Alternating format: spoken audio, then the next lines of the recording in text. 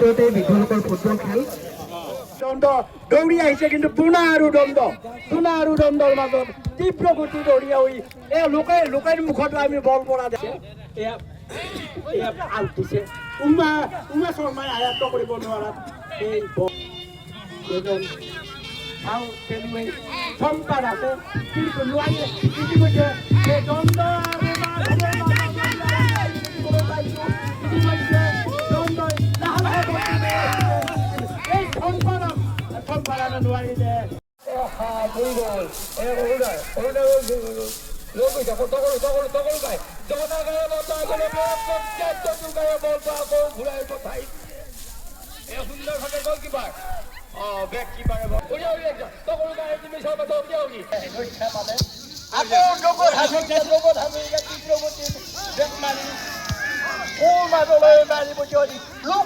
লোকেশ্বৰ কুমাৰে মাৰিছিলে কিন্তু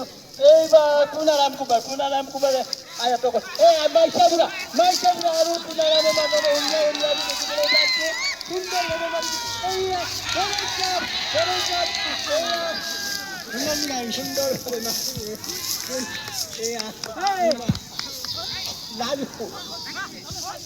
লালু তীব্ৰ বল মাৰিছে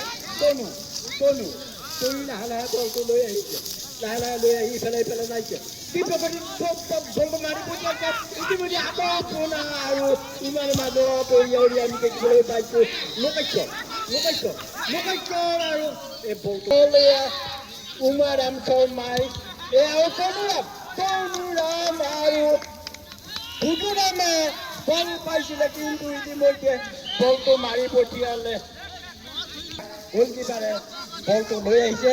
সিফালে চাইছে এয়া গলকিপাৰে মাৰি দিছে তীব্ৰ গতিত কিন্তু ইন্দ্ৰ কুমাৰে সেই বলটো আয়ত্ব কৰি বহু দূৰলৈ পঠিয়ালে মাৰি গতিকে ৰেফাৰীয়ে অলপ ৰ'বলৈ কোৱা 1996 চনৰ পৰা আমি ভাবিছিলোঁ যে মানে এই বৃদ্ধ লোকসকল ঘৰতে মন মাৰি থাকে বিহুৰ দিনাও মন মৰি থাকে সেইকাৰণে আমি চিন্তা কৰিছিলোঁ তেওঁলোকক যদি বিহুৰ দিনা অন্ততঃ হাঁহিমুখীয়াকৈ ৰাখিব পৰা যায়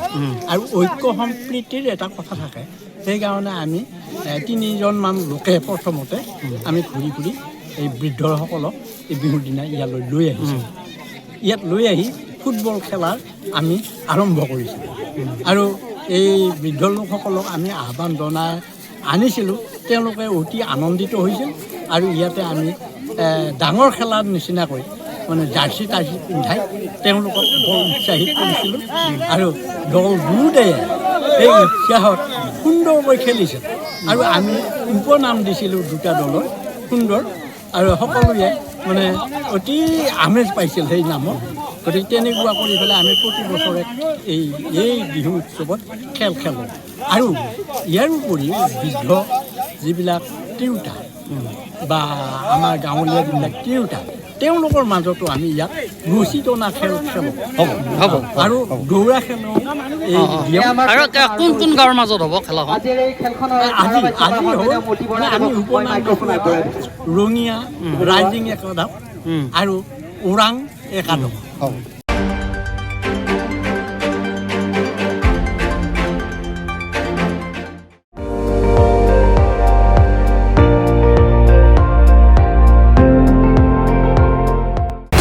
আপুনি চাই আছে ND24 সৰ্বশ্ৰেষ্ঠ নহয় সৰ্বোত্তমৰ দৌৰত।